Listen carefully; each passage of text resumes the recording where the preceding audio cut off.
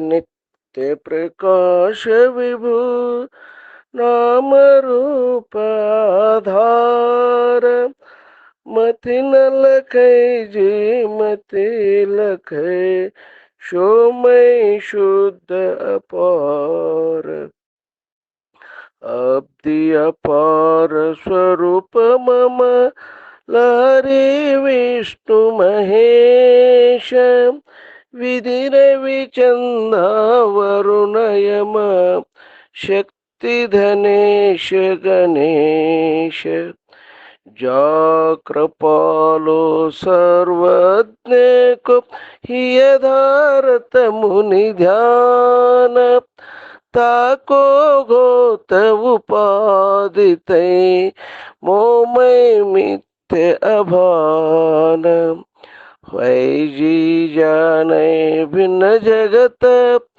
मनऊ जयवरी सांप न सैभु जग जग जिहिल है सोहम पे आप बोध चाई जाको सुकृति भजत राम निष्काम सो मेरो है आत्मा काकु करो प्रणाम जो सुख नित्य प्रकाश विभु नाम रूप आधार मति न लखै जी मति लखै शोमय शुद्ध अपार शोमय शुद्ध अपार ಸದ್ಗುರುನಾಥ ಮಹಾರಾಜ್ ಕಿ ಜೈ. ಎಲ್ಲ ಮಹಾತ್ಮರ ಪಾದ ಕಮಲಗಳಿಗೆ ಅನಂತ ಅನಂತ ನಮಸ್ಕಾರಗಳ್ರಪ್ಪ. ಓಂ ನಮಃ ಶಿವಾಯ. ಓಂ ನಮಃ ಶಿವಾಯ. ಓಂ ಶಿವನೇ ಅವತರಿಸಿ ನವರೂಪವೆಂದೆನಿಸುತ್ತ ತವೆ ಮುಕ್ತಿ ಪದವನೆಯಲ್ಕೆ ಧರೆಗಿಳಿದ ಶಿವ ಸಿದ್ಧಾರೂಢ ಕೃಪೆಯಾಗು. ಓಂ ಮಾನವಾರ್ಥಂ ಆವಿರ್ಭೂತಂ ಮಾನಮೇಯಾದಿಲಕ್ಷಕಂ ಶಿವರೂಪಂ ಶಿವಾನಂದಂ ವಂದ್ಯಂ ವಂದೇ ಜಗದ್ಗುರು. ಪ್ರಾತಸ್ಮರಣೀಯ ಸದ್ಗುರುಗಳನ್ನು ಹೃದಯಾರದಲ್ಲಿ ಧ್ಯಾನಿಸಿ ತತ್ಸ್ವರೂಪರೆಯಾದ ಸಿದ್ಧಾರೂಢ ಶಿವಾನಂದ ಮಹಾಸ್ವಾಮಿಗಳ ದಿವ್ಯ ಪಾದಕ್ಕೂ ಅನಂತ ನಮಸ್ಕಾರಗಳನ್ನು ಸಮರ್ಪಿಸುತ್ತಾ ಅದ್ವೈತ ಸಂಪ್ರದಾಯ ಕರ್ತೃಗಳಾದಂಥ ಗುರು ಪರಂಪರೆಗೆ ನಮಸ್ಕರಿಸಿ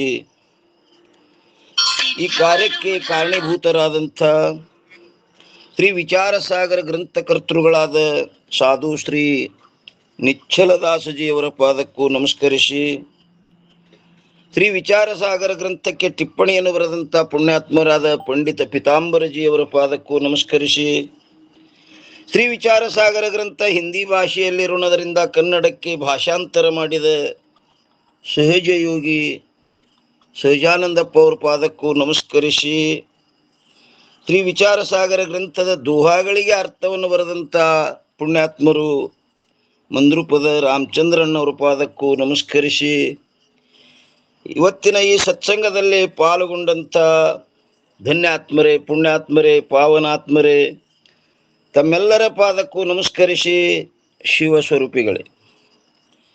ಯಾವ ಶ್ರೀ ವಿಚಾರಸಾಗರ ಗ್ರಂಥದಲ್ಲಿ ಆರನೇ ತರಂಗದಲ್ಲಿ ನಿನ್ನಿನ ದಿವಸ ವಿಷಯ ಎಲ್ಲಿ ನೋಡಿದೆವಪ್ಪ ಅಂತ ಕೇಳಿದರೆ 448ನೇ ಅಂಕದಲ್ಲಿ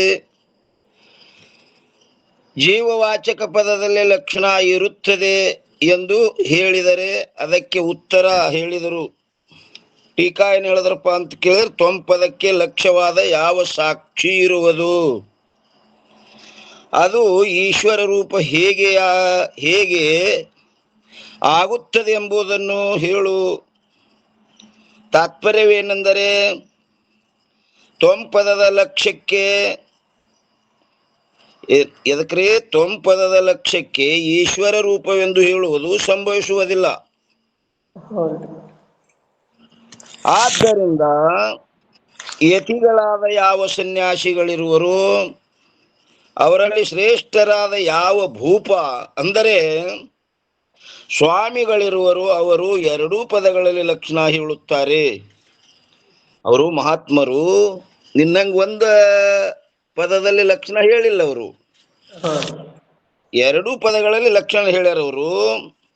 ಅದಕ್ಕೆ ಇದರ ಭಾವವು ಈ ಪ್ರಕಾರವಿರುತ್ತದೆ. ಒಂದು ವೇಳೆ ಜೀವವಾಚಕ ಪದದಲ್ಲಿ ಲಕ್ಷಣ ಒಪ್ಪಿ, ಜೀವವಾಚಕ ಪದದಲ್ಲಿ ಲಕ್ಷಣ ಒಪ್ಪಿ ಈಶ್ವರವಾಚಕ ಪದದಲ್ಲಿ ಲಕ್ಷಣ ಒಪ್ಪುವುದಿಲ್ಲವೆಂದು ಹೇಳಿದರೆ ಅವರನ್ನು ಕುರಿತು ಈ ರೀತಿ ಕೇಳಬೇಕು. ಏನಂದ್ರೆ, ಒಂದನೇದ್ದು, ತ್ವಂಪದದ ಲಕ್ಷಣ ವ್ಯಾಪಕ ಚೇತನದಲ್ಲಿರುವುದು ಅಥವಾ ಎಷ್ಟು ದೇಶದಲ್ಲಿ ಜೀವನ ಉಪಾಧಿ ಇರುವುದೋ ಅಷ್ಟು ದೇಶದಲ್ಲಿರುವ ಯಾವ ಸಾಕ್ಷಿ ಚೇತನದಲ್ಲಿ ತ್ವಂಪದದ ಲಕ್ಷಣ ಇರುವುದು. ನೀ ಎಲ್ಲಿ ಮಾಡ್ತೇಪ ಲಕ್ಷಣ ಅಂತ ಕೇಳಿದ್ರು. ಅದಕ್ಕೆ ಒಂದು ವೇಳೆ ವ್ಯಾಪಕ ಚೇತನದಲ್ಲಿ ತ್ವಂಪದದ ಲಕ್ಷಣ ಇರುತ್ತದೆ ಎಂದು ಹೇಳಿದ್ದಾದರೆ ಅದು ಸಂಭವಿಸುವುದಿಲ್ಲ. ಯಾಕಂದರೆ ವಾಚಾರ್ಥದಲ್ಲಿ ಯಾವುದರ ಪ್ರವೇಶವಾಗಿರುವುದು ಅದರಲ್ಲಿ ಭಾಗತ್ಯಾಗ ಲಕ್ಷಣ ಸಂಭವಿಸುತ್ತದೆ. ಆ ವಾಚ್ಯ ಭಾಗ ತ್ಯಾಗ ಮಾಡ್ಲಿಕ್ಕೆ ವಾಚಾರ್ಥದಲ್ಲಿ ಸಂಭವಿಸುತ್ತದೆ.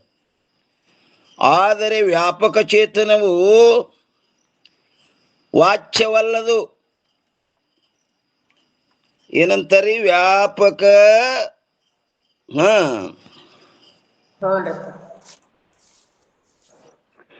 ವ್ಯಾಪಕ ಚೇತನವು ವಾಚ್ಯವಲ್ಲ. ಏನಂತಾರೆ? ವ್ಯಾಪಕ ಚೇತನವು ವಾಚ್ಯದಲ್ಲಿ ಪ್ರವೇಶವಿರುವುದಿಲ್ಲದು. ಆ ವ್ಯಾಪಕ ಚೇತನ ವಾಚ್ಯದಲ್ಲಿ ಪ್ರವೇಶ ಇಲ್ಲ. ಮತ್ತೇನೆಂದರೆ, ಜೀವತ್ವದ ಉಪಾಧಿ ದಶದಲ್ಲಿ ಯಾವ ಸಾಕ್ಷಿ ಚೇತನವಿರುವುದು ಅದು ಮಾತ್ರ ವಾಚ್ಯದಲ್ಲಿ ಪ್ರವೇಶವಿರುತ್ತದೆ. ಯಾವುದು ಸಾಕ್ಷಿ ಚೇತನ ಏನದ ಅದು ಮಾತ್ರ ವಾಚ್ಯದಲ್ಲಿ ಪ್ರವೇಶದ.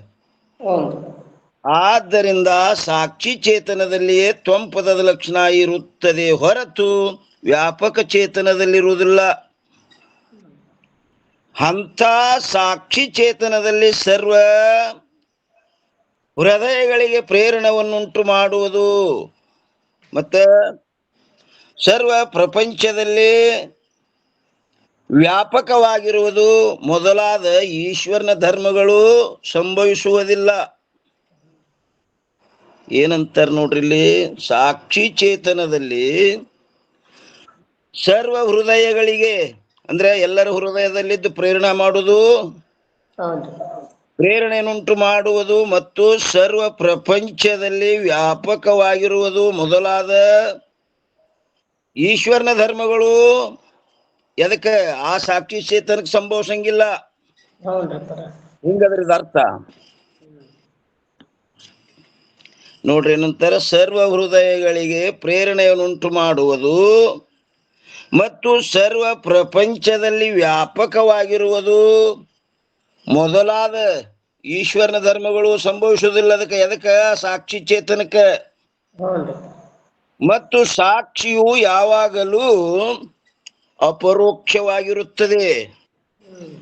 ಸಾಕ್ಷಿ ಯಾವಾಗ ಹೆಂಗದ್ರಿ? ಅಪರೋಕ್ಷ. ನಾ ಇದ್ದೇನೆ ಅನ್ನೋದು ಯಾರಿಗೆ ಕೇಳಿ ಬಂದು ಹೇಳ್ತಾನಂಗಿಲ್ಲವ. ನಾ ಇದ್ದೇನೆ ಅಂದ್ರೆ ಅಪರೋಕ್ಷವಾಗಿನೇ ಹೇಳ್ತಾನೆ, ಇದ್ದೇನೆ. ಅಂತ ಸಾಕ್ಷಿಯಲ್ಲಿ ಪರೋಕ್ಷತ್ವವಾದ ಈಶ್ವರನ ಧರ್ಮವು ಅತ್ಯಂತ ಅಸಂಭವವಿರುತ್ತದೆ. ಅಂತ ಸಾಕ್ಷಿಯಲ್ಲಿ ಈಶ್ವರನ ಧರ್ಮ ಅತ್ಯಂತ ಅಸಂಭವದದು. ಅದು ಯಾರೆಲ್ಲದ ಸರ್ವರ ಹೃದಯದಲ್ಲಿದ್ದು ಪ್ರೇರಣೆ ಮಾಡುವುದು ಮತ್ತು ಪ್ರಪಂಚದಲ್ಲಿ ವ್ಯಾಪಕವಾಗಿರುವುದು ಆ ಧರ್ಮ ಆ ಈಶ್ವರ ಚೇತನಕ್ಕದ, ಸಾಕ್ಷಿಗಿಲ್ಲದು. ಯಾಕಂದ್ರೆ ಸಾಕ್ಷಿ ಎಷ್ಟು ಉಪಾಧಿ ಅದ ಅಷ್ಟಕ್ಕೆ ಸಾಕ್ಷಿ ಅಂದರಿ. ಹೌದೌದ್ರಿ. ಅಂತಃಕರಣದಲ್ಲಿ ಅಂತಃಕರಣ ವೃತ್ತಿಯಲ್ಲಿ ವರ್ತಿಸುವ ಚೇತನ ಮಾತ್ರಕ್ಕೆ ಸಾಕ್ಷಿ ಅಂತದ್ರ ಲಕ್ಷಣ ಅದರಿ. ಮತ್ ಸರ್ವರ ಹೃದಯದಲ್ಲಿದ್ದು ಪ್ರೇರಣೆ ಮಾಡುವಂತ ಸಾಮರ್ಥ್ಯ ಅದಕ್ಕಿಲ್ಲ. ಯಾಕೆ? ಉಪಾಧಿ ಎಷ್ಟು ಅಷ್ಟೇ ಕೆಲಸ ರೀ ಅದ್ರದ್ದು. ಮಾಯಾರಹಿತವಾದ ಸಾಕ್ಷಿಗೆ ಮಾಯಾ ವಿಶಿಷ್ಟವೆಂದು ಹೇಳುವುದು ಹೆಂಗಾಗ್ತದೆ? ಅಸಂಭವವಾಗಿರುತ್ತದೆ. ಮಾಯಾರಹಿತವಾದ ಸಾಕ್ಷಿಗೆ, ಅದು ಸಾಕ್ಷಿ ಮಾಯಾ ಸಹಿತ ಇಲ್ಲದು. ಏನಂತಾರೆ? ಮಾಯಾರಹಿತವಾದ ಸಾಕ್ಷಿಗೆ ಮಾಯಾ ವಿಶಿಷ್ಟವೆಂದು ಹೇಳುವುದು ಅಂದ್ರೆ ಮಾಯೆಯಿಂದ ಕೂಡ್ಕೊಂಡದು ಅಂತ ಹೇಳುವುದು ಅಸಂಭವವಾಗಿರುತ್ತದೆ. ಹೇಗಂದರೆ ದಂಡರಹಿತನಾದ ಪುರುಷನಿಗೆ ದಂಡಿ ಎಂದು ಹೇಳುವುದು ಹಾಗೂ ಸಂಸ್ಕಾರ ರಹಿತನಾದ ದ್ವಿಜ ಬಾಲಕನಿಗೆ ಸಂಸ್ಕಾರ ವಿಶಿಷ್ಟವೆಂದು ಹೇಳುವುದು ಅಸಂಭವವಿರುತ್ತದೆ. ಅವ ಹುಟ್ಟಿದ ಆರಭ್ಯ ಹೆಂಗಂದ್ರೆ ಅವ ಬ್ರಾಹ್ಮಣರ ಹೊಟ್ಟೆಯಲ್ಲಿ ಹುಟ್ಟಿದ್ರು ಸಹಿತವ ಶೂದ್ರನೇ ಅದನ. ಅವ ಸಂಸ್ಕಾರ ಸಹಿತನಂತ ಹೇಳುದು ಅಸಂಭವ ಆಗ್ತದೆ. ಯೋಗ್ಯ ಆಗುದಿಲ್ಲ.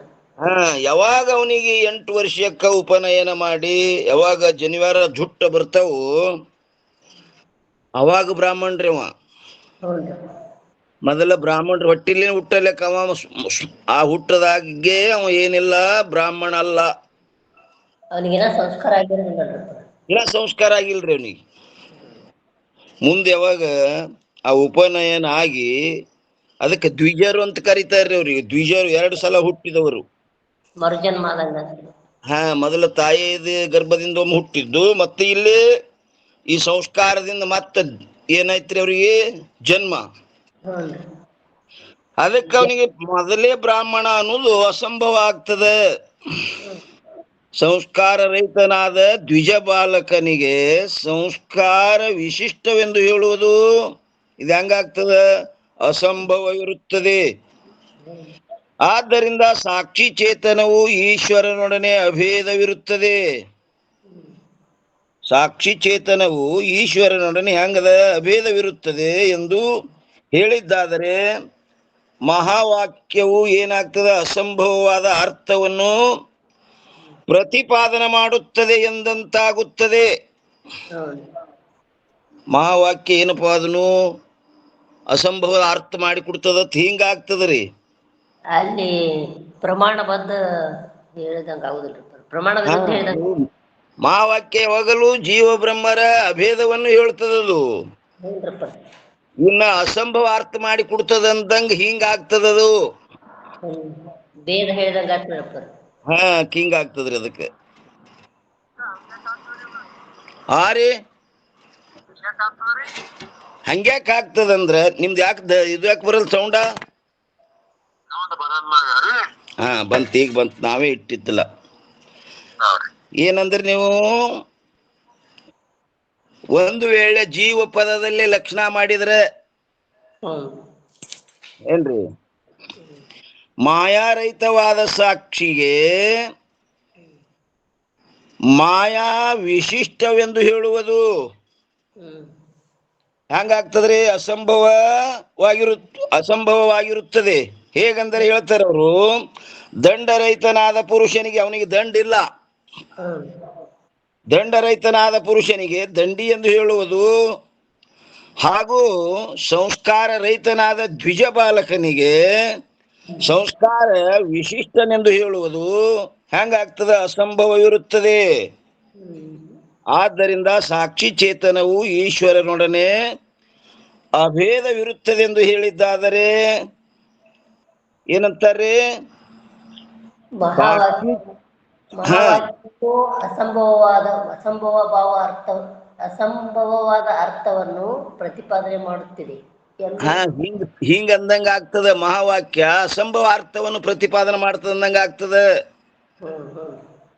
ಸಾಕ್ಷಿ ಚೇತನವು ಈಶ್ವರನೊಡನೆ ಅಭೇದವಿರುತ್ತದೆ ಎಂದು ಹೇಳಿದ್ದಾದರೆ ಮಹಾವಾಕ್ಯ ಏನಂದಂಗ ಆಗ್ತದ? ಅಸಂಭವ ಅರ್ಥವನ್ನು ಪ್ರತಿಪಾದನೆ ಮಾಡುತ್ತಿದೆ ಎಂದಂತ ಆಗ್ತದದು. ಯಾಕಂದ್ರೆ ಅದು ಅಸಂಭವ ಅರ್ಥ ಎಂದು ಪ್ರತಿಪಾದನೆ ಮಾಡಂಗಿಲ್ಲ ಮಹಾವಾಕ್ಯ. ಏನ್ರಿ? ಸ್ವರೂಪ ಬೋಧಕ ವಾಕ್ಯಕನೇ ಹಾನಿ ತಂದಂಗ ಆಗ್ತದಂತ್ರಿ. ಅಲ್ಲಿ ವಿರುದ್ಧ ಆಗ್ತದ. ಯಾಕೆ? ಒಂದೇ ಪದದಲ್ಲಿ ಲಕ್ಷಣ ಮಾಡಿದ್ರೆ ಇಷ್ಟ ಹಾನಿ ಆಗ್ತದ. ಅದಕ್ಕೆ ಅವರು ಯಾರಪ್ಪ ಅಂದ್ರೆ ಮುನಿಗಳಲ್ಲಿ ತಿಳಿದಂತ ಭೂಪ ಅಂದ್ರೆ ಸ್ವಾಮಿಗಳು ಎರಡೂ ಪದಗಳಲ್ಲಿ ಲಕ್ಷಣ ಮಾಡಬೇಕು ಅಂತ ಹೇಳ್ತಾರೆ ಅವರು. ಅವ ಏನಂದಿದ್ದ ಶಿಷ್ಯ, ಒಂದು ಪದದಲ್ಲಿ ಲಕ್ಷಣ ಮಾಡಿದ್ರೆ ವಿರೋಧ ನಿವೃತ್ತಿ ಆಗಿ ಹೋಗ್ತದ, ಎರಡು ಪದದಲ್ಲಿ ಮಾಡುದೇನು ಅದೇನು ಪ್ರಯೋಜನ ಏನದ ಅಂತ ಕೇಳಿದ್ದವ. ಅದಕ್ಕೆ ಇವ್ರು ಹೇಳ್ತಾರೆ ಇಷ್ಟು ಹಾನಿಕರ ಆಗ್ತದೆ. ಒಂದು ವೇಳೆ ಜೀವ ಪದದಲ್ಲಿ ಲಕ್ಷಣ ಮಾಡಿದ್ರೆ ಏನಾಯ್ತ್ರಿ, ಜೀವ ಹೋಗಿ ಈಶ್ವರ ಆದ. ಈಶ್ವರನಿಗೆ ಕಿಂಚಿಜ್ಞತ್ವಾದಿಗಳು ಬರ್ತಾರ. ಇವೆಲ್ಲ ಧರ್ಮಗಳು ಅನರ್ಥ ಧರ್ಮಗಳೇ ಬಂದು ಬಿಡ್ತಾವ ಇಂದ. ಇಲ್ಲ ನಾವು ಈಶ್ವರ ಪದದಲ್ಲೇ ಮಾಡ್ತೇವಂದ್ರ ಏನಾಗ್ತದಪ್ಪ ಅಂತ ಕೇಳಿದ್ರ ಆ ಜೀವ ಹೋಗಿ ಈಶ್ವರ ಆಗ್ತಾನೆ ಅಂತ. ಹಿಂಗ ಅನರ್ಥವೇ ಪ್ರಾಪ್ತ ಆಗ್ತದೆ. ಅದಕ್ಕೆ ಒಂದು ಪದದಲ್ಲಿ ಲಕ್ಷಣ ಮಾಡುವುದು ಸಂಭವಿಸಂಗಿಲ್ಲ. ಎರಡೂ ಪದಗಳಲ್ಲಿ ಲಕ್ಷಣ ಮಾಡಿದ್ರೆ ಏನಾಗ್ತದೆ, ವಿರೋಧ ಭಾಗ ನಿವೃತ್ತಿಯಾಗಿ ಅವಿರೋಧ ಭಾಗ ಏನದ ಅದು ಗ್ರಹಣ ಮಾಡ್ಲಿಕ್ಕೆ ಬರ್ತದ್ರಿ. ಎರಡು ಪದಗಳಲ್ಲಿ ತತ್ಪದದಲ್ಲಿ ಏನದು ವಾಚಾರ್ಥ, ಸರ್ವಜ್ಞ, ಸರ್ವಶಕ್ತಿ, ಸಮರ್ಥತ್ವ ಅವನು ಬಿಡುದು. ಮತ್ತು ಇಲ್ಲಿ ತ್ವಂಪದದಲ್ಲಿ ಆ ಅವಿದ್ಯ ಧರ್ಮವಾದಂತ ಕಿಂಚಿಜ್ಞತ್ವ, ಅಲ್ಪಜ್ಞತ್ವ, ಅಸಮರ್ಥತ್ವ ಇವನ್ನು ಬಿಡುದು. ಚೇತನ ಭಾಗ ಎರಡರಲ್ಲಿ ಏನದ ನೋಡ್ರಿ, ಈಶ್ವರ ಚೇತನ ಮತ್ತು ಜೀವ ಚೇತನ.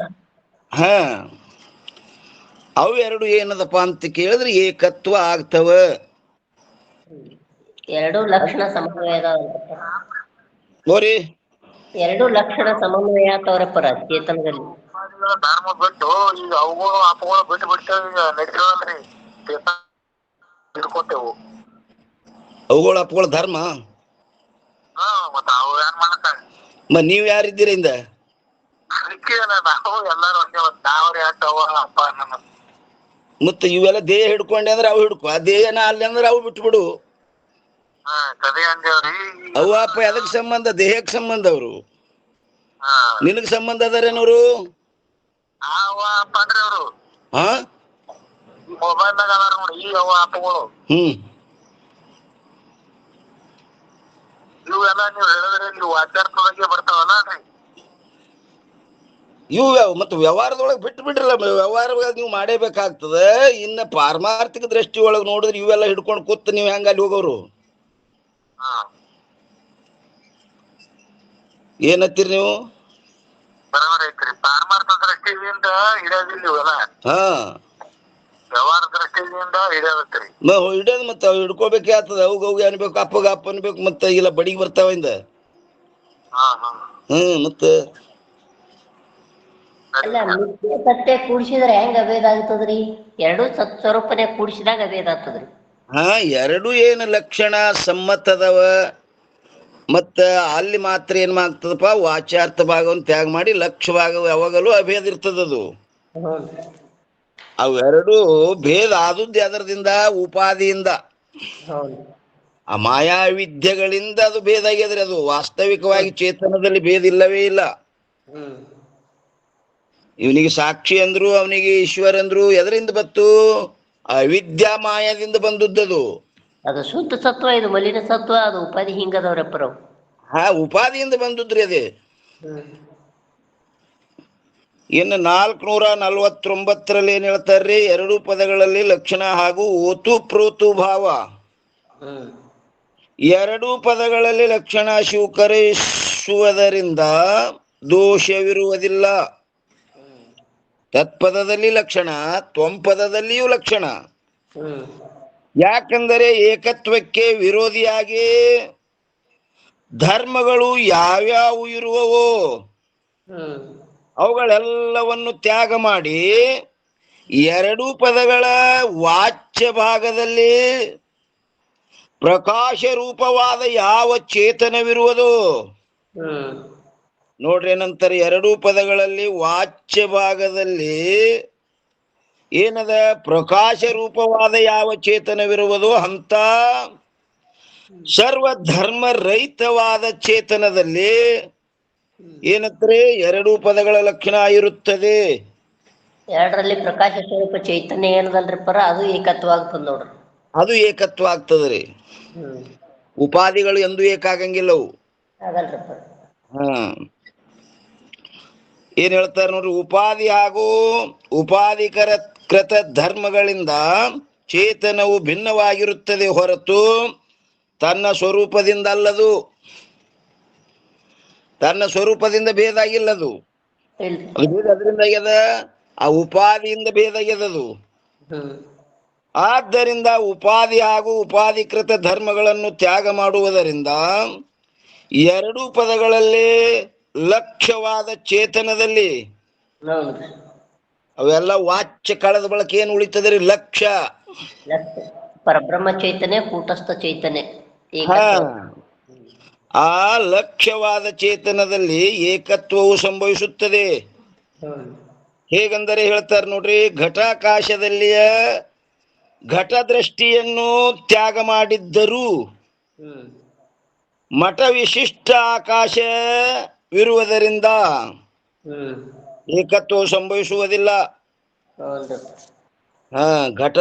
ಘಟದಂದೇ ಉಪಾಧಿ ತೆಗದೆ ಒಯ್ದು ಘಟ ಮಠದಾಗ ಇಟ್ಟಂದ್ರೆ ಅದು ಏಕತ್ವ ಆಯ್ತೇನಂದ್ರೆ ಇಲ್ಲ, ಇನ್ನ ಆ ಮಠದ ಉಪಾಧಿನ ಉಳಿತ್ರಿ ಅದು.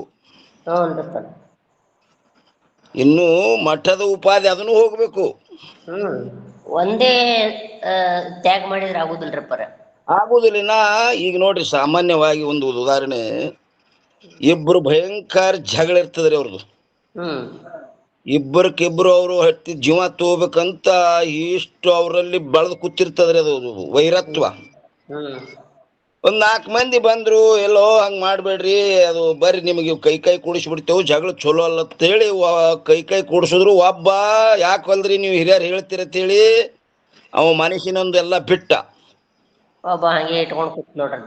ಅವ ಇನ್ನೊಬ್ಬ ಸಮಯ ಸಾಧಿಸಿ ನೋಡುನ ಅಂತೇಳಿ ಒಳಗೆ ಇಟ್ಕೊಂಡೇ ಕೂತ್ರಿ. ಅವ ಇಟ್ಕೊಂಡ್ ಕೂತ್ರ ಅದು ಅಭೇದ ಆದಂಗೇನ್ರಿ? ಅವ ಎಲ್ಲಾರ ಮೋಸದಿಂದ ಏನ್ ಮಾಡ್ಲಿ ಏನ್ ಬಿಡ್ಲಿ ಅನ್ಕೋತೆ ಕೂತಿರ್ತಾನ್ರಿಪ್ಪ. ಅದಕ್ಕ ಅವನು ಬಿಡ್ಬೇಕು. ಅದನ್ನು ಇಬ್ರು ಒಳಗ ಬಿಟ್ರಂದ್ರ ಅವಾಗ ಏನಾಗ್ತದ? ಅಭೇದ ಆಗ್ತದ. ಒಳಗ ಅಸುರಿ ಗುಣಗಳು ಇಬ್ರು ಬಿಟ್ರಂದ್ರ ದೈವಿ ಗುಣ ಇಬ್ರಲ್ಲಿ ಆಗ್ಬೇಕ್ರಪ್ಪ. ಅದಕ್ಕೆ ಇಬ್ರದು ಖುಲ್ಲ ಆಗ್ಬೇಕದ. ಏನು ವೈರತ್ವಿತ್ತು ನೋಡ್ರಿ. ಏನಂತಾರ್ರಿ?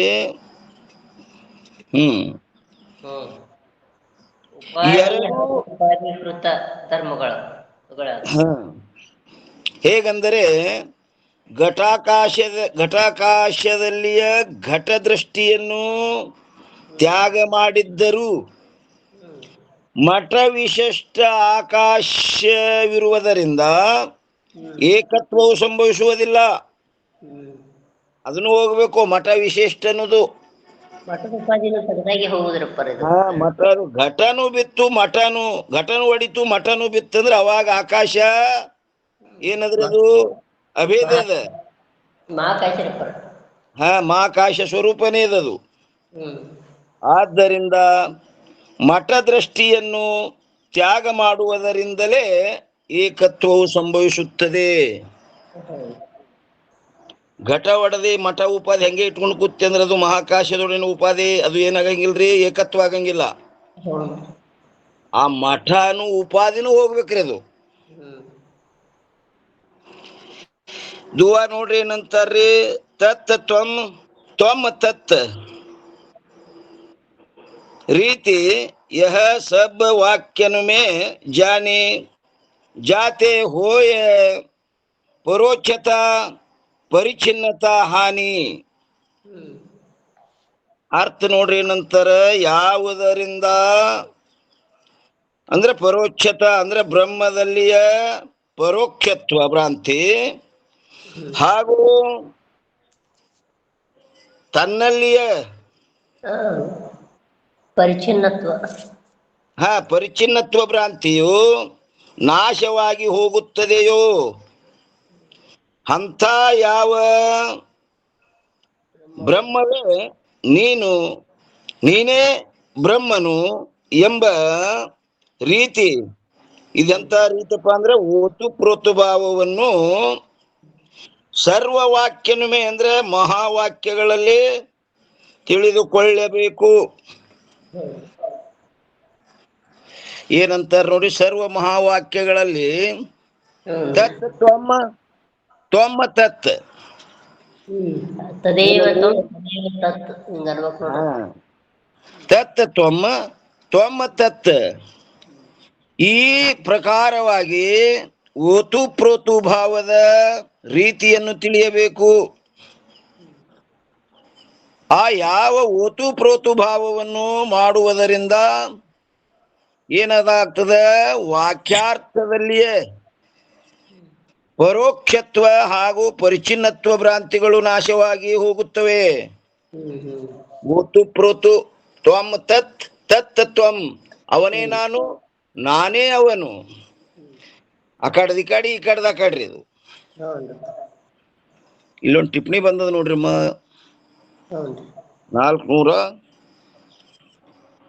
472.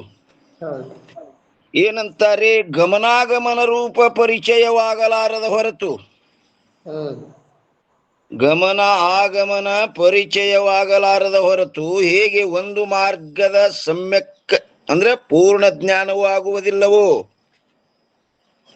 ಅದರಂತೆ ಈಗ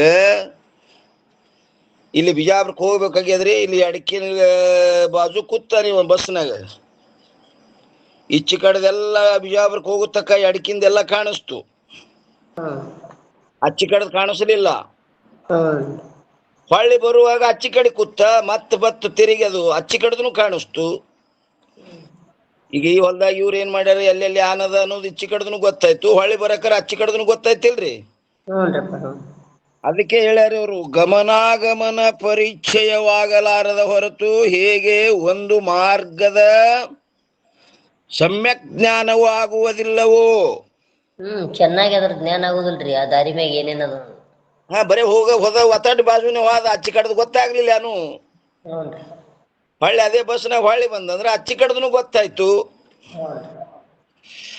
ಅದರಂತೆ ಓತು ಪ್ರೋತು ಭಾವವನ್ನು ಮಾಡಲಾರದ ಹೊರತು ಏನಾಗುವುದಿಲ್ಲ, ಸಮ್ಯಕ್ ವೇದ ಜ್ಞಾನವು ಆಗಲಾರದು. ಆದ್ದರಿಂದ ಮಹಾವಾಕ್ಯದ ಉಪದೇಶದ ಆನಂತರ, ಮಹಾವಾಕ್ಯದ ಉಪದೇಶ ಆದ ನಂತರ ಇನ್ನು ಜಿಜ್ಞಾಸು ಕರ್ತವ್ಯದ ರೀ. ಕೇಳಿದ್ರನು ಅದನ್ನ ಮನನ ಮಾಡುದು ಕರ್ತವ್ಯ ಹೊಳ್ಳಿ ಪುನಃ ಅನ್ನೋದು. ಮತ್ತೆ ಮಹಾವಾಕ್ಯದ ಉಪದೇಶ ಆಗ್ಯದ್ರ ಮತ್ತೆ ಅದು ಸಾಮಾನ್ಯ ಅಲ್ಲ. ಸ್ವರೂಪ ಬೋಧಕ ವಾಕ್ಯ ಹೇಳ್ಯಾರ, ಆದ್ರೆ ಪುನಃ ಇವನಿಗೆ ಅದ್ರ ಜ್ಞಾನ ಇಲ್ಲ ಅಲ್ರಿ. ಅವನಿಗೆ ಅಪರೋಕ್ಷ ಜ್ಞಾನ ಆಗಿಲ್ಲ ಅಂತೀರಿ. ಅಪರೋಕ್ಷ ಜ್ಞಾನ ಆಗ್ಯದ್ರಪ್ಪರ, ವಿಪರೀತ ಅಸಂಭಾವನೆ ಹೋಗಿಲ್ಲ. ಅವನಿಗೆ ಇನ್ನು ಓತು ಪ್ರೋತು ಇನ್ನ ಕರ್ತವ್ಯದ ರೀ. ಸಮನ್ವಯ ಆಗಿಲ್ರಿಪ್ಪರ, ಇನ್ನ ಒಳಗ ಇದು ಅನ್ರಿ ಬರೋಬರಿ ಅದು, ಸಮನ್ವಯ ಆಗಿಲ್ಲ. ಮಹಾವಾಕ್ಯದಿಂದ ಅಪರೋಕ್ಷ ತಿಳಿದದ, ಆದ್ರೆ ಸಮ್ಯಕ್ ಆಗಿಲ್ಲ ನೀವನ್ನ ಅಂದಂಗ. ಹೆಂಗಾಗಿಲ್ಲ ಅಂದ್ರೆ ಅದಕ್ಕೆ ಉದಾಹರಣೆ ಏನಂತೀರಿಮ್ಮ? ಏನ್ರಿಪ್ಪರ ಅದಕ್ಕೆ ಉದಾಹರಣೆ ಏನ್ ಕೊಡ್ತೀರಿ? ಅಪ್ಪರ ಅದೇ ನಾ ಒಳಗ ಸಂಶಯ, ನಾ ಸಣ್ಣವ ದೊಡ್ಡವ ಅನ್ನೋದಾದ್ರಿ ಭಾವ. ಪರಿಚ್ಛಿನ್ನ ಪರೋಕ್ಷ ಭ್ರಾಂತಿಗಳು ಉಳ್ದವ್ರಿನ. ಅದು ಕೂಡಿದ್ರು ಸಹಿತ, ಅಭೇದ ಆದ್ರೂ ಸಹಿತ ಏನು ಉಳ್ದವಪ್ಪ ಅಂತ ಕೇಳಿದ್ರೆ, ನಾ ಕಿಂಚಿಜ್ಞತ್ವ, ಅವ ಸರ್ವಜ್ಞತ್ವ. ಅಂದ್ರ ನಾ ಎಷ್ಟು, ನಾ ಹೆಂಗ್ ದೇವ್ರಾತೀನಿ, ನಾ ಹೆಂಗ ಚೈತನ್ಯ ಇಲ್ಲಿ ಕಿಂಚಿಜ್ಞ ಪರೋಕ್ಷ, ಪರೋಕ್ಷ ಮತ್ತು ಪರಿಚ್ಛಿನ್ನ. ನಾನು ಅನ್ನೋದು ಪ್ರತ್ಯಕ್ಷ ಅದ, ಅದು ಅಪ್ರತ್ಯಕ್ಷ ಅದ. ಇಲ್ರಿ, ಅವ ಪರೋಕ್ಷದನ, ನಾ ಪರಿಚ್ಛಿನ್ನದೀನಿ. ಪರೋಕ್ಷ ಪರಿಚ್ಛಿನ್ನ ಭ್ರಾಂತಿಗಳು ಉಳ್ಕೊಂಡವ್ರಿ. ನಾ ಸಣ್ಣವ ಅನ್ನೋದು ಉಳ್ಕೊಂಡದ್ರಿ, ಅವ ಕಾಣೋದಿಲ್ಲ ಅನ್ನೋದು ಉಳ್ಕೊಂಡ. ಕಿತ್ತು ಉಳ್ದದ ನೋಡ್ರಿ ಅದು. ಆದ್ರೆ ಅಭೇದ ಜ್ಞಾನ ಆಗ್ಯದ. ಅಭೇದ ಜ್ಞಾನ ಆದ್ರೂ ಈ ಉಳ್ದವ್ರು ಒಳಮೈ. ಇದಕ್ಕೆ ಉದಾಹರಣೆ ಏನ್ ತೋತೀರಿ ಅಂದ್ರ, ನೀವು ಯಾರೇ ಮನಿಗೆ ಹೋದ್ರಿ, ಬೀಗರ ಮನಿಗೆ ಹೋದ ಕೂಡಲೇ ನಿಮ್ಗ ಅವರು ಪದ್ಧತಿಗೆ ಅನುಸಾರವಾಗಿ ಚಾ ಕೊಟ್ರು. ಚಾ ಕುಡಿಯಲ್ರಿ ನಾವೀಗ ಅಂದ್ರಿ ನೀವು. ದಮ್ಮಿಡ್ರಿ ನಿಮ್ಗೆ ಹಾಲು ಕುಡ್ತೇವತ್ತು, ಒಂದು ಕಪ್ ಹಾಲು ಕೊಟ್ರು. ಹಾಲು ಸಪ್ಪಗೆ ಅಂದ್ರಿ ನೀವು. ತಡೀರಿ ಮರ್ತೀವಿ ಅಂತೇಳಿ ಅವ್ರು ಸಕ್ರೆ ಹಾಕಿ ಕೊಟ್ರು. ಹಾಕಿ ಕೊಟ್ರು, ಮತ್ತ ನೀವು ಮತ್ತ ಕೂಡ್ಲಿಕ್ಕೆ ಹೋದ್ರೆ ಇನ್ನೂ ಸಾಪಿಗೆ ಒಂದಿರಿ ನೀವು. ಸಕ್ರಿ ಹಾಕ್ಯಾರಿಲ್ರಿ ಅಲ್ಲಾಗ? ಹಾಕ್ಯಾರಿ ಅದ ತಳಕ್ ಕೂತದ್ರಪ್ಪರ. ತಳಕ್ ಕೂತದದು. ಅಲ್ರಿ ಅಪ್ಪರಿ ಹ್ಞೂನ್ರಿಪ್ಪ. ನುಚ್ಚಕ್ಕಿ ಹಾಕಿ ಕೊಟ್ಟಿದ್ರೆ ಓರಿಪ್ಪ ನುಚ್ಚಕ್ಕಿ ಹಾಕಿ ಕೊಟ್ಟಿದ್ರೆ ಅದು ಪದ್ಧತಿ ಇಲ್ಲಲ್ಲ, ರೂಢಿ ಇಲ್ಲ ಅದು. ನುಚ್ಚಕ್ಕಿದು ರೂಢಿ ಇಲ್ಲ. ನಮಗೊಮ್ಮೆ ಅನುಭವ ಆಗಿತ್ತಂಗ. ಮತ್ತೆ ಅವಸರದ ಮತ್ತೆ ಹಳೆ ಮತ್ತೆ ಹಾಕಿ ಕೊಟ್ಟಾರ ಅವರು. ಅದು ಸಕ್ರಿ ಡಬ್ಬಿ ಅಂತ ಡಬ್ಬಿನೇ, ಮತ್ತೆ ಅವಸರದೊಳಗೆ ಹಾಕಿ ಕೊಟ್ಟಾರ. ಮರವೇ ಆಗ್ತದ್ರಿಪ್ಪ. ಹಾಲ ಸಕ್ರಿ ಕುಡಿಯೋದಿಲ್ರಿ ಅವ್ರ. ಹಾ, ಕೂಡಿದ್ರು ಸಮ್ಯಕ್ ಕಬೇದಾಗಿಲ್ಲ. ಇನ್ನು ಏನ್ ಮಾಡಿದ್ರಿ, ಇನ್ನೊಂದು ಗ್ಲಾಸ್ ತಗೊಂಡು ಅದ್ರೊಳಗ ಇದ್ರಂದ ಅದ್ರಾಗ ಹಾಕಿದ್ರಿಲ್ಲ, ಅವಾಗ ಏನಾಗ್ತದ್ರಿ? ಸಿಹಿ ಬರ್ತಾಗ ಹಾಲು ಸಿಹಿ ಐತ್ರಿಪ್ಪರ. ಸಿಹಿ ಐತ್ ನೋಡ್ರಿ. ಮೊದಲು ಕೂಡಿತಿಲೇನ್ರಿ ಅವ್ರು? ಕೂಡಿತಿಲ್ರಿ, ಸಕ್ರಿ ಹಾಕ್ಯಾರಿ, ಅದು ಕುಡಿದಿಲ್ಲ. ಬಡ್ಡೆ ಕೂತಿತ್ತದು. ಅದಕ್ಕೆ ಪರೋಕ್ಷ ಪರಿಚ್ಛಿನ್ನ ಭ್ರಾಂತಿ ಇನ್ನೂ ಉಳ್ಕೊಂಡವ. ಮಹಾವಾಕ್ಯದ ಉಪದೇಶದಿಂದ ಅಭೇದ ಜ್ಞಾನ ಆದ್ರೂ ಸಹಿತ ಉಳ್ಕೊಂಡವ್ರು. ಅಲ್ಲೇ ತಳದಾಗ ಕೂತವ್ರಪ್ಪರ. ಅಭೇದನ ಸ್ವರೂಪಿನ ಇವನು ಭಾವ ಅಳವಟ್ಟಿಲ್ಲ. ನೋಡ್ರಿ ಏನಂತಾರ್ರಿ, ಮಹಾವಾಕ್ಯದ ಉಪದೇಶದ ಆನಂತರ ಜಿಜ್ಞಾಸುವಿಗೆ ಓತು ಪ್ರೋತು ಭಾವದ ಕರ್ತವ್ಯವಿರುತ್ತದೆ. ಇದಕ್ಕೆ ಅನ್ವಯವೆಂತಲೂ ಹಾಗೂ ವ್ಯತಿರೇಕವೆಂತಲೂ ಕೂಡ ಹೇಳುತ್ತಾರೆ. ಅನ್ವಯ ವ್ಯತಿರೇಕ. ಅನ್ವಯ ಅಂದ್ರೆ ಹಾಲ್ನ ಕೂಡ್ಯದ ಅನ್ವಯ, ಮತ್ತು ಅದು ಇನ್ನೂ ಸಮ್ಯಕ್ ಆಗಿಲ್ಲ, ಅದು ವ್ಯತಿರೇಕದ. ಎಲ್ಲಿ ಬಂದಿತ್ರಿ ಇದು? ಓತು ಪ್ರೋತು ಭಾವದ ಅಲ್ಲಿ ಬಂದಿತ್ತು ನೋಡ್ರಿ. ಓತು ಪ್ರೋತು ಭಾವದ ರೀತಿಯನ್ನು ತಿಳಿಯಬೇಕು. ಆ ಯಾವ ಓತು ಪ್ರೋತು ಭಾವವನ್ನು ಮಾಡುವುದರಿಂದ ವಾಕ್ಯಾರ್ಥದಲ್ಲಿಯ ಪರೋಕ್ಷತ್ವ, ವಾಕ್ಯಾರ್ಥದಲ್ಲಿದೇನು ಪರೋಕ್ಷತ್ವ, ಈಶ್ವರ ಹೆಂಗದನ ಪರೋಕ್ಷದನ, ಹಾಗೂ ನಾ ಹೆಂಗದೀನಿ ಪರಿಚ್ಛಿನ್ನ ಭ್ರಾಂತಿಗಳು ನಾಶವಾಗಿ ಹೋಗುತ್ತವೆ. ಓತು ಪ್ರೋತು ತ್ವಂ ತತ್ ತತ್ ತ್ವಂ, ಅವನೇ ನಾನು, ನಾನೇ ಅವನು. ಓತು ಪ್ರೋತು ಮಾಡಿದೊಳಗೆ ಏನಾಗ್ತದ್ರಿ? ಆ ಪರಿಚ್ಛಿನ್ನ ಪರೋಕ್ಷ ಭ್ರಾಂತಿಗಳು ನಾಶ ಆಗಿ ಹೋಗ್ತಾವ. ಅದ್ರ ಮ್ಯಾಗ ಇಲ್ಲೊಂದು 473 ಒಂದು ಟಿಪ್ಪಣಿ ಕೊಟ್ಟಾರ ನೋಡ್ರಿ. ಈ ಪ್ರಕಾರ ಪ್ರಶ್ನೆ ಉದ್ಭವವಾಗುತ್ತದೆ. ಏನಾಗ್ತದಪ್ಪ ಅಂತ ಕೇಳಿದ್ರೆ, ಮಹಾವಾಕ್ಯ ಉಪದೇಶದ ಆನಂತರದಲ್ಲಿ ಜಿಜ್ಞಾಸುಗಳಿಗೆ ಬ್ರಹ್ಮ ಹಾಗೂ ಆತ್ಮನಲ್ಲಿಯ ಪರೋಕ್ಷತ್ವ ಹಾಗೂ ಪರಿಚ್ಛಿನ್ನತ್ವ ಭ್ರಾಂತಿಗಳು ಕಾರಣವಿಲ್ಲದೆ ಪ್ರತೀತಿವಾಗುವುದು ಸಂಭವಿಸುವುದಿಲ್ಲ. ಕಾರಣ ಇಲ್ಲದೆ ಅವು ಪ್ರತೀತ ಆಗುವುದು ಸಂಭವಿಸಂಗಿಲ್ಲ. ಆ ಪರಿಚ್ಛಿನ್ನ ಪರೋಕ್ಷಕ್ಕೆ ಕಾರಣ ಏನದವ್ರಿ? ಮಾಯಾ ವಿದ್ಯೆ ರೀ. ಮಾಯಾವಿದ್ಯಾ ಅವರೇ ಇಲ್ಲ. ಮಾವಿದ್ರ ಅಭೇಜ್ಞಾನ ಆಗಂಗಿಲ್ಲ. ಮತ್ತ ಅವು ಏನಾಗ್ಯಾವ್ರೀಗ? ಜ್ಞಾನದಿಂದ ಬಾಧಿಸಿಕೊಂಡು ಹೋಗ್ಯಾವು. ಮತ್ತ ಈ ಪರೋಕ್ಷ ಮತ್ತು ಪರಿಚ್ಛಿನ್ನಗಳು ಯಾವನ್ನ ಆಶ್ರಯ ಮಾಡ್ಕೊಂಡು ಉಳ್ದಾವ ಅಂತ ಕೇಳ್ತಾರ್ರಿ ಅವ್ರು. ಅದೇ ಚೇತನದಾಗೆ ಅದಾವ್ರಪ್ಪರ ಅವು. ಮತ್ ಚೇತನದಲ್ಲಿ ಅವು ಶರೀರ ಅಂದಂಗ ಐತರಿ ಭೇದ ಅಪ್ಪರ. ಜೀವನ ಆಶ್ರಯ ಮಾಡ್ಕೊಂಡದವ್ರು. ಮತ್ ಜೀವ ಅಭೇದ ಏನ್ರಿ ಅವ್ರ? ಅಭೇದ ಆದ್ರೆ ಯಾಕೆ ಹಿಂಗಾತಿತ್ರಪ್ಪರ? ಇನ್ನ ಅಭೇದ ಆಗಿಲ್ಲ ಅವನಿಗೆ. ಪರಿಚ್ಛಿನ್ನ ಭಾವ. ಈಗ ಪ್ರಶ್ನೆ ಅದೇ ಅದ್ರಿ ಒಂದು. ಏನಂತಾರ ನೋಡ್ರಿ, ಇಲ್ಲಿ ಈ ಪ್ರಕಾರ ಪ್ರಶ್ನೆ ಉದ್ಭವವಾಗುತ್ತದೆ. ಏನಾಗ್ತದಪ್ಪ ಅಂತ ಕೇಳಿದ್ರೆ, ಮಹಾವಾಕ್ಯ ಉಪದೇಶದ ಆನಂತರದಲ್ಲಿ ಮಹಾವಾಕ್ಯ ಉಪದೇಶ ಆಗ್ಯದ್ರಿ. ಜಿಜ್ಞಾಸುವಿಗೆ ಬ್ರಹ್ಮ ಹಾಗೂ ಆತ್ಮನಲ್ಲೇ ಪರೋಕ್ಷತ್ವ ಹಾಗೂ ಪರಿಚ್ಛಿನ್ನತ್ವ ಭ್ರಾಂತಿಗಳು ಕಾರಣವಿಲ್ಲದೆ ಪ್ರತೀತವಾಗುವುದಿಲ್ಲ. ಇಲ್ಲಿ ಕಾರಣ ಆದ್ರೆ ಇನ್ನ ಇವನ್ ಬಲಿ ದೋಷ ಇದ್ರೆ ಪರ ಏನು ಪರಿಚಯ ಸ್ವಭಾವ ಕಾಡ್ಬೇಕಾದ್ರೆ ಏನದ್ರಿಮ್ಮ? ಅದೇ ಸಮರಸ ಹೊಂದಿಲ್ಲ ಇನ್ನ ಪರಿಚಿನ್ನತ್ವ ಭಾವ ಸರ್ವಜ್ಞತ ಭಾವ ಉಳಿದದಲ್ರಿ ಪರ.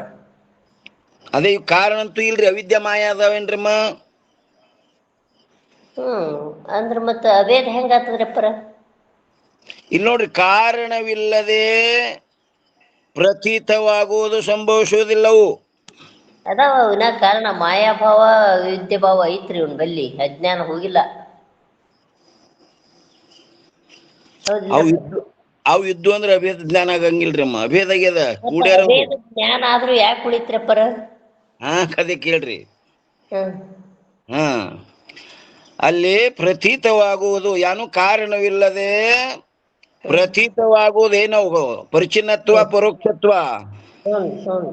ಕಾರಣವಿಲ್ಲದೆ ಪ್ರತೀತವಾಗುವುದು ಸಂಭವಿಸುವುದಿಲ್ಲ. ಮತ್ತ ಇನ್ನ ಏನ್ ಕಾರಣ ಉಳ್ದದ್ರಿ? ಅದು ಉಳ್ದದ ನಂಗಾಯ್ತಲ್ರಿ. ಇಲ್ಲಿ ಕೇಳ್ರಿ, ಅಲ್ಲಿ ಭ್ರಾಂತಿಗೆ ಅನ್ಯ ಯಾವ ಕಾರಣವಂತೂ ಸಂಭವಿಸುವುದಿಲ್ಲ. ಆ ಭ್ರಾಂತಿ ಆಗ್ಲಿಕ್ಕೆ ಯಾವ ಕಾರಣ ಇಲ್ಲಲ್ಲಿ. ಮತ್ತೇನೆಂದರೆ ಬ್ರಹ್ಮನಲ್ಲಿ ಇರುವ ಮಾಯಾ ಹಾಗೂ ಆತ್ಮನಲ್ಲಿರುವ ಅವಿದ್ಯೆಗಳೇ ಭ್ರಾಂತಿಗೆ ಕಾರಣವಾಗುವುದು ಸಂಭವಿಸುತ್ತದೆ. ಅವಕುರಿಂದೇ ಇವು ಆಗ್ತವ, ಅಖರೆ ಅವರೇ ಅವು ಅಲ್ಲಿಲ್ಲ. ಅಂಥ ಮಾಯಾ ಮತ್ತು ಅವಿದ್ಯೆಗಳು ಬ್ರಹ್ಮ ಮತ್ತು ಆತ್ಮನನ್ನು ಆಶ್ರಯ ಮಾಡಿಕೊಂಡು ಪೂರ್ವದಲ್ಲಿ ಇದ್ದು, ಮೊದಲಿದ್ದು ಅಭೇದಕ್ಕಿಂತ ಮೊದಲ. ಆದರೆ ಯಾವಾಗ ಜಿಜ್ಞಾಸು ತತ್ ಮತ್ತು ತ್ವಂ ಪದಗಳನ್ನು ಶೋಧನೆ ಮಾಡಿದನೋ ಆವಾಗ ಆ ಮಾಯಾ ವಿದ್ಯೆಗಳೆರಡೂ ನಷ್ಟವಾಗಿ ಹೋದು. ಹೇಗೆಂದರೆ ಅವಿಲ್ಲವು ಈಗ. ಹೇಗೆಂದರೆ ಯಾವ ಪ್ರಕಾರ ಘಟದ ಸ್ವರೂಪವನ್ನು ವಿಚಾರ ಮಾಡುವುದರಿಂದ ಘಟ ನಷ್ಟ ಅವಿದ್ಯೆಯು ಉಳಿಯುವುದಿಲ್ಲವೋ, ಇದು ಘಟ ಅಂತ ವಿಚಾರ ಮಾಡೋದ್ರಿಂದ ಘಟದ ನಷ್ಟ ಅವಿದ್ಯೆ ಉಳಿತದೇನ್ರಿ? ಉಳಿಯಲ್ರಪ್ಪರ. ಈಗ ಇದೇನಪ್ಪಾ, ಹಗ್ಗ ಅಂತ ವಿಚಾರ ಮಾಡಿದ್ರ ಆ ಉಳಿತದೇನ್ರಿ? ಅಲ್ಲಿ ಸರ್ಪದ ಭ್ರಾಂತಿ ಉಳಿಯಂಗಿಲ್ಲ ಅಲ್ಲಿ.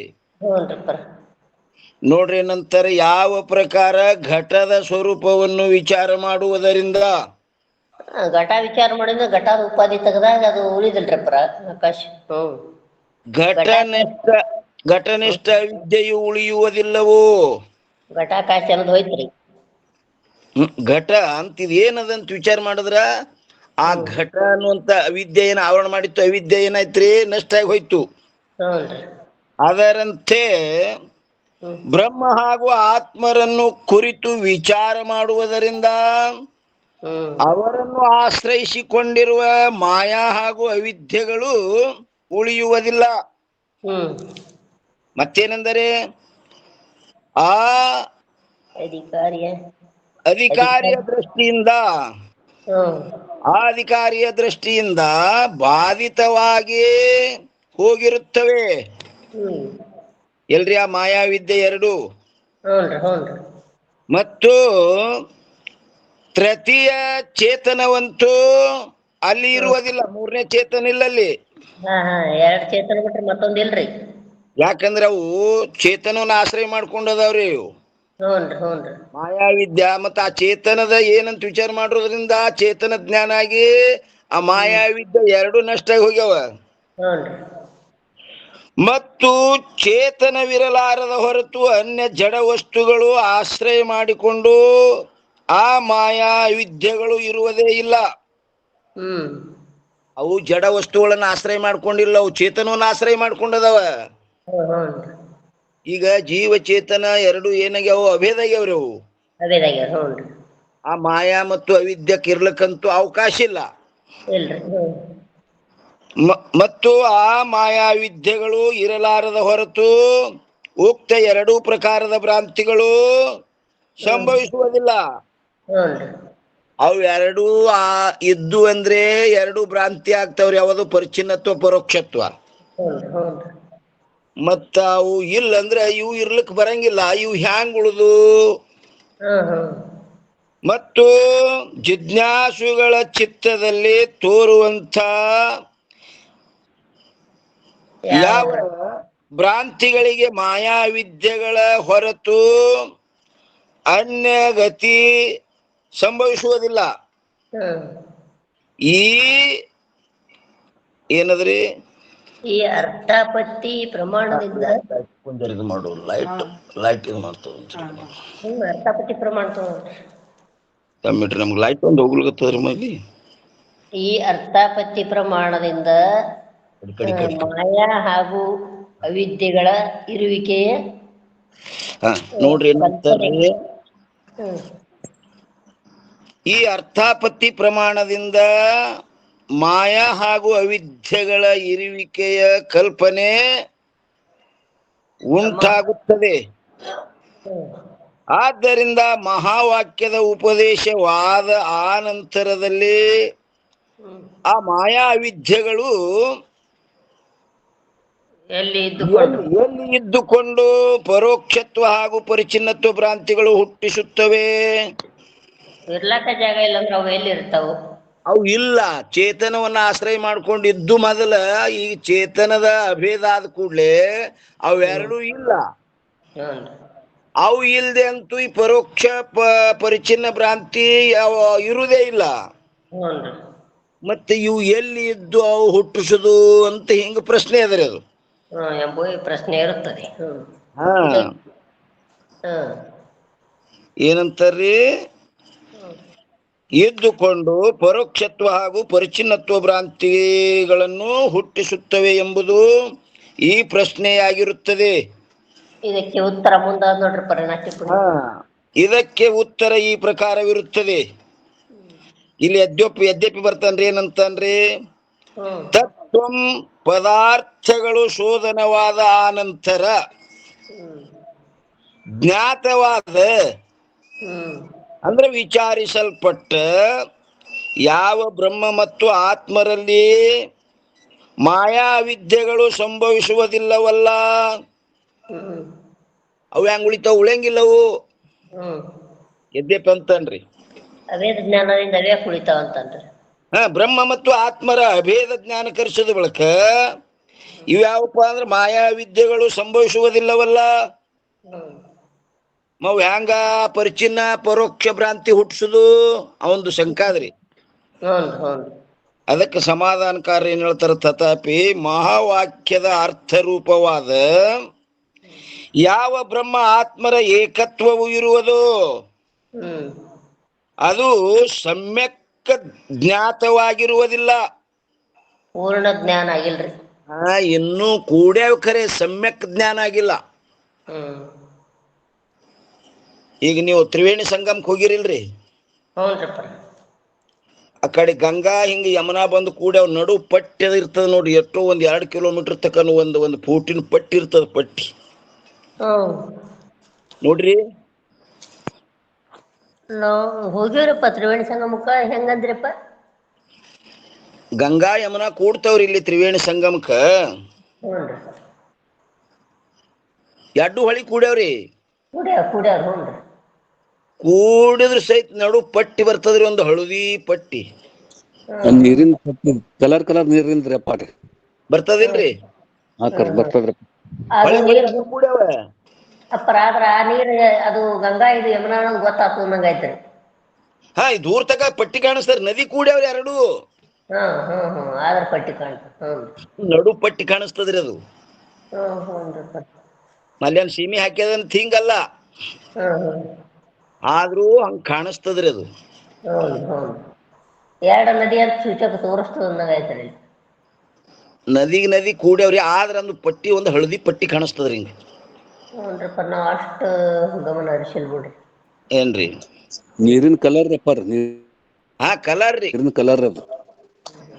ನಡುವ ಒಂದು ತೆಳಗ ನೋಡ್ಬೇಕು ಕಾಣಿಸ್ತದ್ರಿ. ಏನಂತಾರ್ರಿ? ಏನು ತಥಾಪಿ ಹೇಳಕತ್ತಾರೇನ್ರಿ? ಈಗ ತಥಾಪಿ ಹೇಳಕ್ತಾರಪ್ಪ. ದಮ್ಮಿಡ್ರಿ ಇಲ್ಲೇನು. ತಥಾಪಿ ನೋಡಿ ಮಹಾವಾಕ್ಯ. ಸಮಾಧಾನಕಾರಿ ಏನ್ ಹೇಳ್ತಾರ್ರಿ, ಮಹಾವಾಕ್ಯದ ಅರ್ಥರೂಪವಾದ ಯಾವ ಬ್ರಹ್ಮ ಆತ್ಮರ ಏಕತ್ವವು ಇರುವುದೋ ಅದು ಸಮ್ಯಕ್ ಜ್ಞಾತವಾಗಿರುವುದಿಲ್ಲ. ಕೂಡ್ಯಾವ್ ಖರೆ ಪರಿಪೂರ್ಣ ಜ್ಞಾನ. ಓತು ಪ್ರೋತು ಆಗಿಲ್ಲ, ಅವನೇ ನಾನು ನಾನೇ ಅವನು ಅಂತ ಹಿಂಗಾಗಿಲ್ಲ. ಕಿಂತು ಅಜ್ಞಾತವಿರುತ್ತದೆ. ಅದು ಕೂಡಿದ್ರು ಸಹಿತ ಹೆಂಗದಪ್ಪ, ಇನ್ನೂ ಅಜ್ಞಾತದ. ಅಲ್ಲಿ ಹೆಂಗ್ ಹೊಳಿ ಕೂಡಿದ್ರು ಸಹಿತ ನಡು ಹೆಂಗ್ ಪಟ್ಟಿ ಬಣ್ಣ ಬಂದದಲ್ರಿ ಅದು. ಮಗಳೇನು ಉದಾಹರಣೆ ತೋರ್ಲ, ಹಾಲ್ನ ಸಕ್ರೆ ಹಾಕ್ಯಾರ ಕರೆ ಸಮ್ಯಕ್ ಅಭೇದ ಆಗ್ಯದನ್ರಿ. ಇನ್ನೊಂದು ರೀ ಸರಿಗೆ ಇಲ್ರಿ ಅದು. ಇನ್ನೊಂದು ಗ್ಲಾಸ್ ತಗೊಂಡು ಇದರಿಂದ ಇದ್ರಾಗ ಮಾಡಿದ್ರಿ ಅಂದ್ರೆ ಅವಾಗ ಸಕ್ರೆ ಏನಾಗ್ತದ, ಸಮ್ಯಕ್ ಅಭೇದ ಆಗ್ತದ. ಅಭೇದನೂ ಆಗ್ಯದ, ಬಡ್ಡ್ಯಾಗ ಕೂತದದು. ಅದರಂತೆ ಇಲ್ಲಿ ಬ್ರಹ್ಮ ಆತ್ಮರ ಏಕತ್ವೇನೂ ಆಗ್ಯದ, ಆದ್ರೆ ಸಮ್ಯಕ್ ಆಗಿಲ್ಲ. ಚೆನ್ನಾಗಿ ಪರಿಪೂರ್ಣ ಜ್ಞಾನ ಆಗಿಲ್ರಿ. ಸಮ್ಯಕ್ ಅಂದ್ರೇನು, ಓತು ಪ್ರೋತು, ಅವನೇ ನಾನು ನಾನೇ ಅವನು ಅಂತ ಹಿಂಗ ದೃಢ ನಿಶ್ಚಯ ಆಗಿಲ್ಲ ಅಷ್ಟೇ. ಏನ್ರಿ? ಅದಕ್ಕ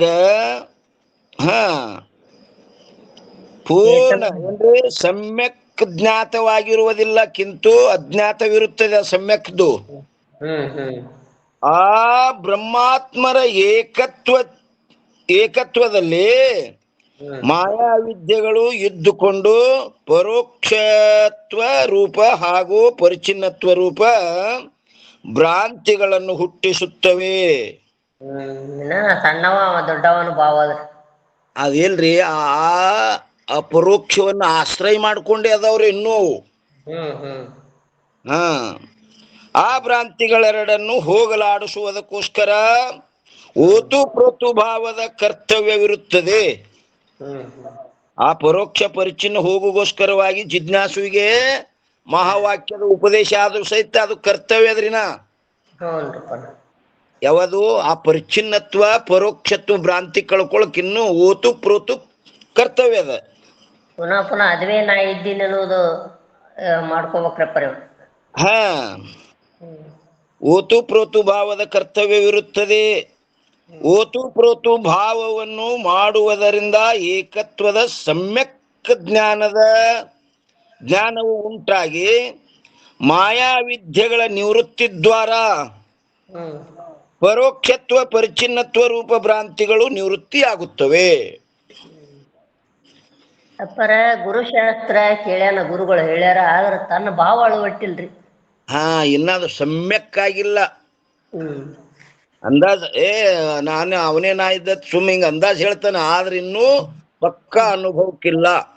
ಅನುಭವ ವೇದ್ಯ ಅಲ್ರಿ ಪರಿ, ಅನುಭವ ವೇದ್ಯ ಆಗ್ಬೇಕಲ್ಲ. ಅನುಭವ ಆಗ್ಬೇಕು ನೋಡ್ರಿ. ಶಬ್ದ ಮಾತ್ರ ಆದ್ರೆ ಕೆಲ್ಸ ಕೊಡಂಗಿಲ್ಲ ಅದು. ಅನುಭವಕ್ಕೆ ಬರ್ಬೇಕದು. ಅದೇ ಹೋಗಿ ತಳಕ್ ಕೂತದ, ಅವನೇ ನಾನು ನಾನೇ ಅವನು ಅನ್ನೋದು ಅದೇನ ಸಮರಸ ಆಗಿಲ್ರಿ. ಸಮರಸ ಆಗ್ಬೇಕಾದ್ರೆ ಈ ಕಡದ ಕಡೆ ಆ ಕಡದ ಈ ಕಡೆ ಓತು ಪ್ರೋತು ಆಗ್ಬೇಕು ನೋಡ್ರಿ. ಅವನೇ ನಾನು ನಾನೇ ಅವನು, ತತ್ ತ್ವಂ ತ್ವಂ ತತ್. ಸದಾಕಾರ ಆಗ್ಬೇಕಲ್ರಿ ವೃತ್ತಿ, ಸದಾಕಾರ ಆಗ್ಬೇಕ್ರಿ ಅದು. ಎಷ್ಟ್ರಿದು? 473. ಹಾಗೂ ಪರಿಚ್ಛಿನ್ನತ್ವ ಭ್ರಾಂತಿಗಳು ಏನ್ರಿ, ಪರೋಕ್ಷತ್ವ ಹಾಗೂ ಪರಿಚ್ಛಿನ್ನತ್ವ ಭ್ರಾಂತಿಗಳು ನಾಶವಾಗಿ ಹೋಗುತ್ತವೆ. ಒಂದೇ ಕಡ ತತ್ ತ್ವಂ ಎಂದು ಹೇಳುವುದರಿಂದ ಇನ್ನ ತತ್ಪದದ ಅರ್ಥವು ತ್ವಂಪದದ ಅರ್ಥದೊಡನೆ ಅಭೇದವಿರುತ್ತದೆ. ತತ್ಪದ ಅರ್ಥ ಏನು? ವ್ಯಾಪಕ ಚೇತನ. ತ್ವಂಪದ ಅರ್ಥ ಅಂದ್ರೇನು? ಅದು ಅವಿದ್ಯಾ ಒಳಪಟ್ಟಂತ ಚೇತನ. ತತ್ಪದದ ಅರ್ಥವು ತ್ವಂಪದದ ಅರ್ಥದೊಡನೆ ಅಭೇದವಿರುತ್ತದೆ ಎಂದು ಹೇಳಲ್ಪಟ್ಟಿತು. ಆ ತ್ವಂ ಪದದ ಲಕ್ಷ್ಯಾರ್ಥವು ಸಾಕ್ಷಿಯಾಗಿದ್ದು, ತ್ವಂಪದದ ಏನ್ರಿ ಲಕ್ಷ್ಯಾರ್ಥ ಏನದಪ್ಪ ಅಂದ್ರೆ ಸಾಕ್ಷಿಯಾಗಿದ್ದು ನಿತ್ಯ ಅಪರೋಕ್ಷವಿರುತ್ತದೆ. ಇದು ಸಾಕ್ಷಿ ಹಂಗದಪ್ಪ ಅಂದ್ರೆ ನಿತ್ಯ ಅಪರೋಕ್ಷ, ಎಂದು ಪರೋಕ್ಷ ನನಗೆ ಗೊತ್ತಿಲ್ಲ ತಿಂಗಿಲ್ಲದು. ಇದ್ದೇ ಇಲ್ಲ ಅಂತ ಕೇಳಿದ್ರೆ ಇದ್ದೇನೆ ಅಂತ ಹೇಳ್ತಾನ್ರಿ ಅವ. ಯಾಕಂದ್ರೆ ಅಪರೋಕ್ಷದನವ. ಇದ್ದದ ಅರ್ಥ ಹೇಳ್ತಾನಲ್ರಪ್ಪ. ಹಾ, ಆದ್ದರಿಂದ ಪರೋಕ್ಷತ್ವ ಭ್ರಾಂತಿಯು ನಾಶವಾಗುತ್ತದೆ. ಮತ್ತು ಎರಡನೇದ್ದು ತ್ವಂ ತತ್ ಎಂದು ಹೇಳುವುದರಿಂದ ತ್ವಂ ಪದದ ಅರ್ಥವು ತತ್ಪದದ ಅರ್ಥದೊಡನೆ ಅಭೇದವಾಗಿರುತ್ತದೆ ಎಂದು ಹೇಳಲ್ಪಟ್ಟಿತು. ಆ ತತ್ಪದ ಲಕ್ಷ್ಯಾರ್ಥವು ವ್ಯಾಪಕವಿರುತ್ತದೆ. ಆದ್ದರಿಂದ ಪರಿಚ್ಛಿನ್ನತ್ವ ಭ್ರಾಂತಿಯು ನಾಶವಾಗುತ್ತದೆ. ಅದುವೇ ನಾನಿದ್ದೇನೆಂದ ಬಳಕ ಆ ಪರಿಚ್ಛಿನ್ನ ಉಳಿತದೇನ್ರಿ? ಅಪ್ಪರ ತ್ವಂಪದ ಶೋಧನೆ ಮಾಡೋದ್ರಿಂದ ಅಶುದ್ಧ ಬುದ್ಧಿ ಹೋಯ್ತು. ಇನ್ನು ತತ್ಪದ ಸರ್ವತ್ರ ವ್ಯಾಪಕ ಅದ್ರಿ. ವ್ಯಾಪಕದದು, ಅದು ವ್ಯಾಪಕ, ಪರಿಚ್ಛಿನ್ನಲ್ಲೇ ಅಲ್ಲದು. ಅಲ್ರಿ ಅಪ್ಪರ. ಅದರಂತೆ ಏನಂತಾರೆ? ಒಂದನೇದ್ದು ಅಹಂ ಬ್ರಹ್ಮ, ಎರಡನೇದ್ದು ಪ್ರಜ್ಞಾನಂ ಬ್ರಹ್ಮ, ಮೂರನೇದ್ದು ಆಯಂ ಆತ್ಮ ಬ್ರಹ್ಮ ಎಂದು ಅನುಸಂಧಾನಗೈಯುವುದರಿಂದ ಪರಿಚ್ಛಿನ್ನತ್ವ ಭ್ರಾಂತಿಯು ನಾಶವಾಗುತ್ತದೆ. ಮೊದಲ ಜೀವವಾಚಕ ಬಂತು. ಅಹಂ ಅನ್ನುದ್ರ ಜೀವವಾಚಕ ಬಂದು ಬ್ರಹ್ಮ, ಅಹಂ ಬ್ರಹ್ಮ, ನಾನು ಬ್ರಹ್ಮ. ಪ್ರಜ್ಞಾನಂ ಬ್ರಹ್ಮ ಮತ್ತು ಆತ್ಮ ಬ್ರಹ್ಮ. ಅಯಮಾತ್ಮ ಬ್ರಹ್ಮ. ಈ ಆತ್ಮವು ಬ್ರಹ್ಮ ಸ್ವರೂಪನೇ ಇರುತ್ತದೆ. ಹಾ, ಈ ಆತ್ಮ ಏನದಪ್ಪ ಅಂದ್ರೆ ಬ್ರಹ್ಮ ಸ್ವರೂಪವೇ ಇರುತ್ತದೆ. ಇದು ಮೊದಲು ತಂಪದ ಶೋಧನದಿಂದ ಹೋಗ್ಯದ ನೋಡ್ರಪ್ಪರ. ಎಂದು ಅನುಸಂಧಾನಗೈಯುವುದರಿಂದ ಪರಿಚ್ಛಿನ್ನತ್ವ ಭ್ರಾಂತಿಯು ನಾಶವಾಗುತ್ತದೆ. ಮತ್ತು ಇನ್ನ ಎರಡರೊಳಗೆ ಒಂದೇನ್ ಹೇಳ್ತಾರೆ? ಬ್ರಹ್ಮಹಂ, ಬ್ರಹ್ಮ ಪ್ರಜ್ಞಾನಂ, ಇನ್ ಮೂರನೇದು ಬ್ರಹ್ಮ ಆತ್ಮ ಎಂದು ಅನುಸಂಧಾನ ಮಾಡುವುದರಿಂದ ಪರೋಕ್ಷತ್ವ ಭ್ರಾಂತಿಯು ನಾಶವಾಗುತ್ತದೆ.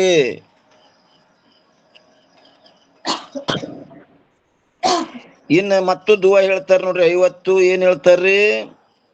ಜೀವ ಬ್ರಹ್ಮಕಿ ಏಕತಾ ಕಹತವೇದ ಸ್ಮೃತಿ ಬೈನ ಶಿಷ್ಯತಾ ಹೋ ಪಹಿಚಾನೆ ಭಾಗತ್ಯಾಗಕಿ ಶೈನ. ಅಂದ್ರ ಹೇ ಶಿಷ್ಯನೇ, ಸ್ಮೃತಿ ವೇದಗಳು, ಸ್ಮೃತಿಗಳು ಮತ್ತು ಏನಪ್ಪ ಅಂದ್ರ ವಾಣಿಯಿಂದ ಎಲ್ಲ ಜೀವ ಬ್ರಹ್ಮಕಿ ಅಂದ್ರ ಜೀವ ಬ್ರಹ್ಮರ ಏಕತಾ ಅಂದ್ರೆ ಏಕತ್ವವನ್ನು ಹೇಳುತ್ತಿರುವವು ಅಲ್ಲಿ ಭಾಗತ್ಯಾಗಕಿ ಅಂದ್ರೆ ಭಾಗತ್ಯಾಗ ಲಕ್ಷಣದ ಸಂಕೇತವಿರುವುದೆಂದು ಏನ್ ಮಾಡು ತಿಳಿಯಬೇಕು. ಅಲ್ಲಿ ಭಾಗತ್ಯಾಗ ಲಕ್ಷಣ್ರಿ. ಟೀಕಾ ನೋಡ್ರಿ ನಂತರ, ಹೇ ಶಿಷ್ಯನೇ, ಎಲ್ಲಿ ವೇದ ಎಲ್ಲ ವೇದ ಎಲ್ಲಿ ವೇದವೇ ಏನಂತಾರ್ರಿ? ಎಲ್ಲಿ ವೇದ ವಾಕ್ಯಗಳು ಏನಂತಾರ್ರಿ? ಅಪ್ಪರ ವೇದ ಎಲ್ಲಿ ವೇದ ವಾಕ್ಯಗಳು ಹಾಗೂ ಸ್ಮೃತಿ ವಾಕ್ಯಗಳು ಜೀವ ಬ್ರಹ್ಮರ ಏಕತ್ವವನ್ನು ಹೇಳುತ್ತವೆಯೋ ಅಲ್ಲಿ ಎಲ್ಲ ಕಡೆಗೂ ಭಾಗತ್ಯಾಗ ಲಕ್ಷಣ ತಾತ್ಪರ್ಯವಿರುವುದೆಂದು ತಿಳಿಯಬೇಕು. ತಿಳಿ.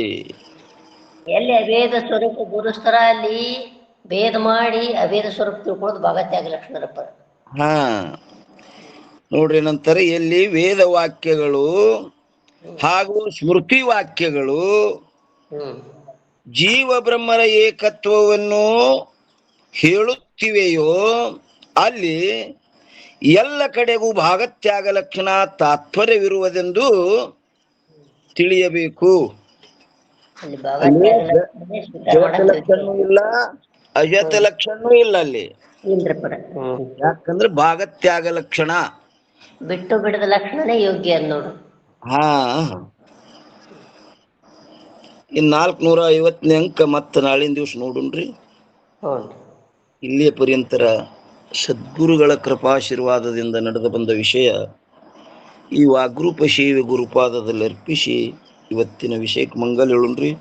ಎಲ್ಲ ಮಹಾತ್ಮರ ಮಾತೆಯರ ಪಾದಕ್ಕೂ ನಮಸ್ಕಾರ. ಓಂ ನಮಃ ಶಿವಾಯ.